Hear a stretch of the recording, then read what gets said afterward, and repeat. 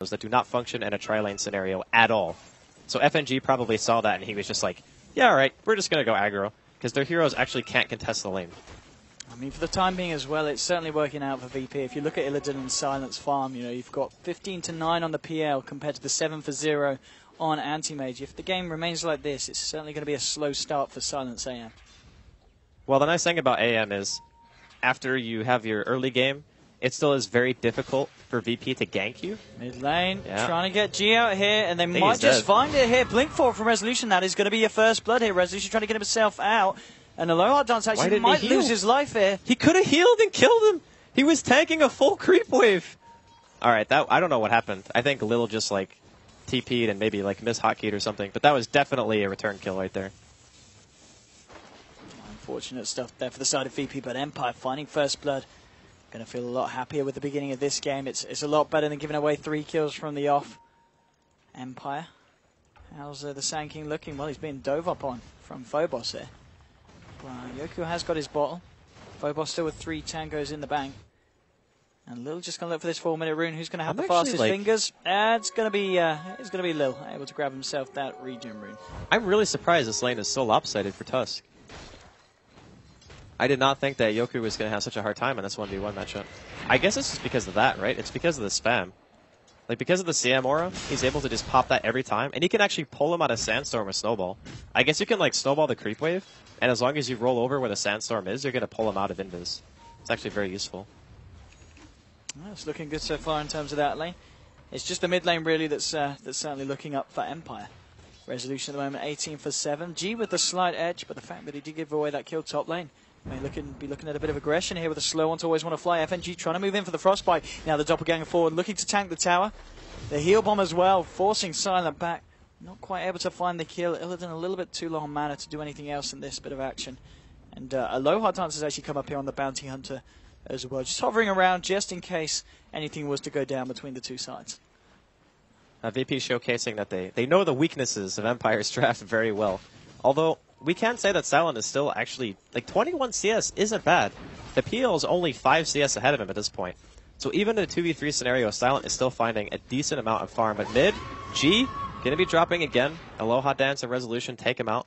Lil TPing in a little bit too late there. Not able to save his carry. Top lane as well. Silent trying to go on to FNG. Trapped up in the kinetic field. They might just find themselves this kill. That's going to be another kill here for Empire. And the first game may have started 3-0 for VP, but so far Empire turning that one around in game 2. And as you said, the fact that Silence Farm, it started off really badly, but I don't know how, but he's recovered miraculously. And Illidan now pretty much just at the same level on the PL and G. He's got to be very, very careful about continuing to throw his life away here in the mid lane. 2 deaths so far, 6 minutes in. Well, it's fairly obvious that when you have this kind of tri-lane going on, that there's no way Aloha Dance, actually, going to see a kill here inside of the woods. Phobos, he finds always want to fly, isolated completely. Rotation, successful. Even with the lane ward, I guess maybe always want to fly. I wasn't expecting him to linger in the jungle that long. But still, VP on the board. And I think Phobos' rotation is going to be very key here. He needs to be able to pull his middle lane back into a winning scenario, or at the very least find some support kills, because VP have abandoned their tri-lane now. So before, where they were actually contesting Silent, that's not the case anymore. The PL is still farming very well, which is fine. But Silent has actually made the transition to off-lane.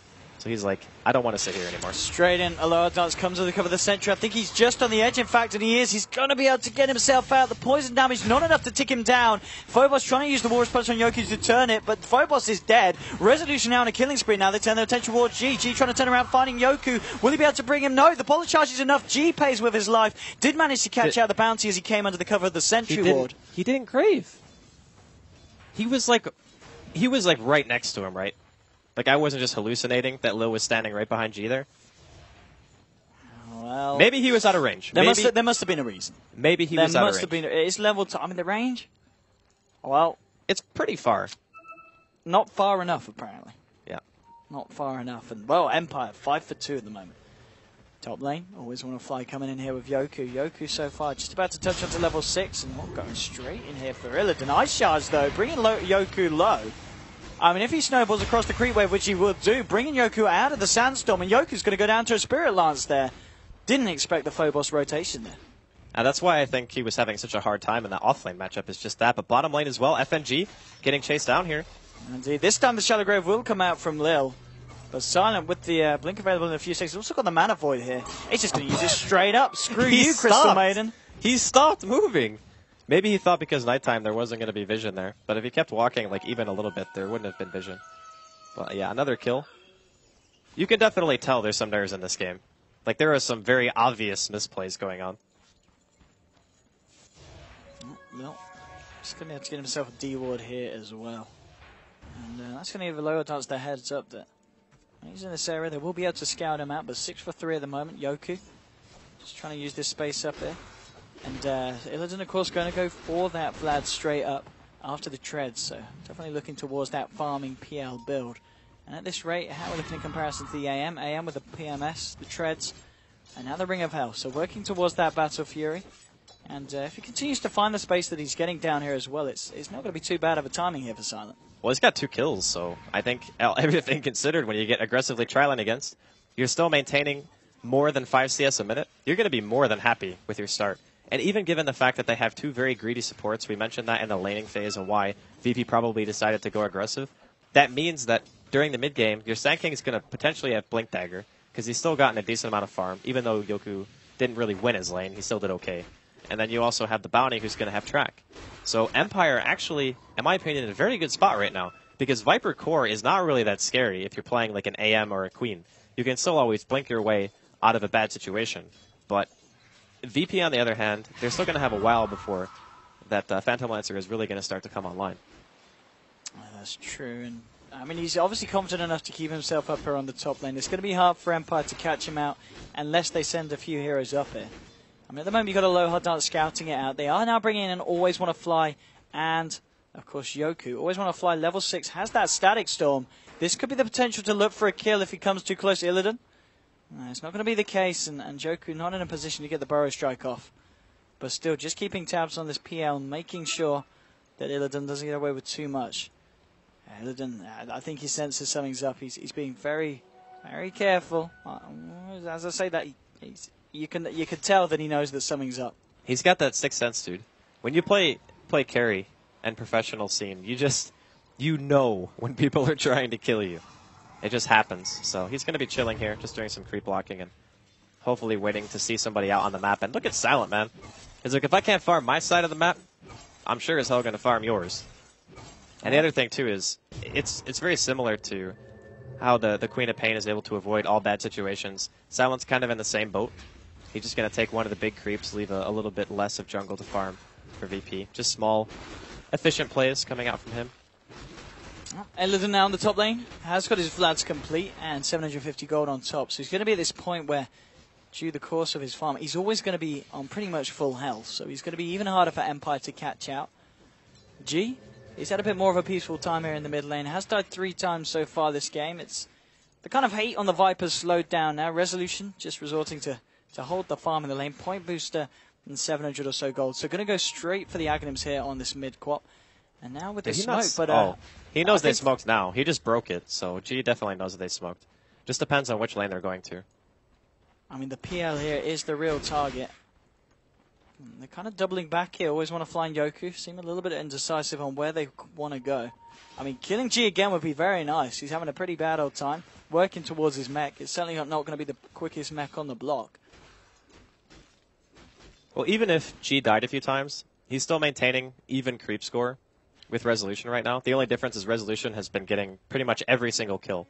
Like when the heroes come to lane to gank for him, he gets the kill on G pretty much every time. So that's mostly the difference in the net worth. But again, I think it's going to be more down to mid game, what VP can actually accomplish with their heroes. Whereas the Sand King, his Blink Dagger timing and the track coming out from the Bounty Hunter, that's going to be the huge keys for Empire as well. Because once that Sand King has Blink, you can actually, I feel, start playing 4v5 Dota and still be very effective. Because a Blink Epi with Queen and Disruptor and Track Gold, you don't really need Silent to contribute to that. He can just sit there and farm while the enemy or while his team makes space for him. Like it's actually kind of almost a 4-protect-1 that they can run if they want to. 6-3 at this point. It's kind of slowed down. This is definitely a lot slower of a pace than the first game. Both teams just being a little bit more careful in when they throw themselves at each other.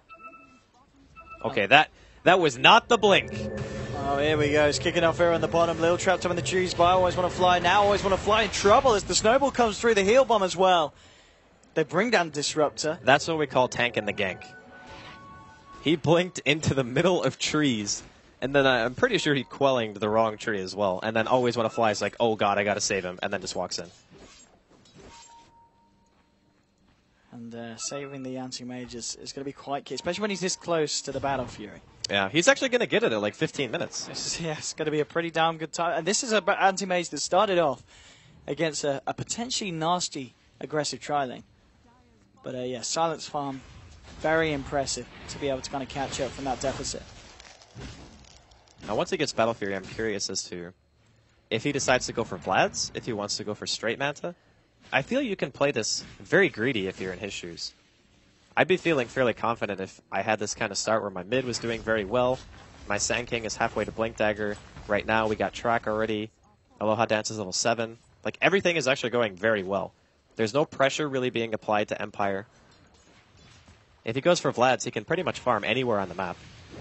And then he can just go back for the Manta style and maybe like a... I don't know if he needs BKB. He'll probably need BKB once the Phantom Lancer gets Diffusal. But up until that point, he can just go like Manta Basher or something. Phobos coming up to join FNG, but Aloha Dance scouting it out. Silent will simply blink himself away. Doesn't want to risk getting caught out here by the Tusk and the CM. And he certainly won't be. Aloha Dance retreating back and maybe looking for more elsewhere across the map. Resolution now with the Yoga Club on top of the point booster. And very close to picking up the penultimate component here of the Aghanim's. So he's going to have an Aghanim's at a very, very good timing on the Queen. Yeah, 15, 16 minutes probably. No, actually, he still needs, what, 1,200? Yeah, okay, so it's probably going to be like 4 or 5 minutes, something like that.